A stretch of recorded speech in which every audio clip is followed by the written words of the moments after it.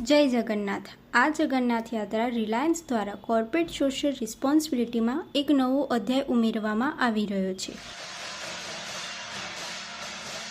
આ વર્ષની પુરી જગન્નાથ યાત્રામાં રિલાયન્સ યાત્રાના રૂટ, સ્ટેશનો અને પુરીમાં જોવાલાયક અન્ય મહત્વપૂર્ણ સ્થળો માટે દિશા નિર્દેશનો પ્રદાન કરવા માટે સાઇનેજ બોર્ડ સાથે ભક્તોને સુવિધા આપવાનું કામ કરી રહી છે।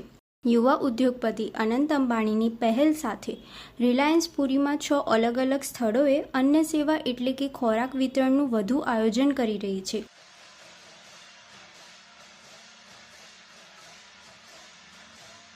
પોલીસ, સુરક્ષા અને વહીવટી કર્મચારીઓને આ ગરમીમાં સમયસર ખોરાક અને પાણી અને ઇકો ફ્રેન્ડલી હેન્ડ ફેન પૂરા પાડવાના ખાસ ધ્યાન રાખવામાં આવી રહ્યું છે।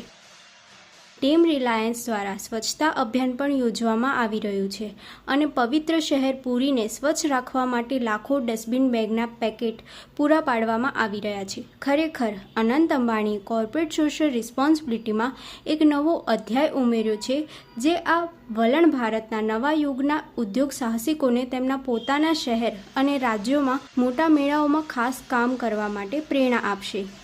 આ અંગે તમારો શું વિચાર છે? શું તે એક પ્રેરણાદાયક સામાજિક કલ્યાણ પ્રવૃત્તિ નથી?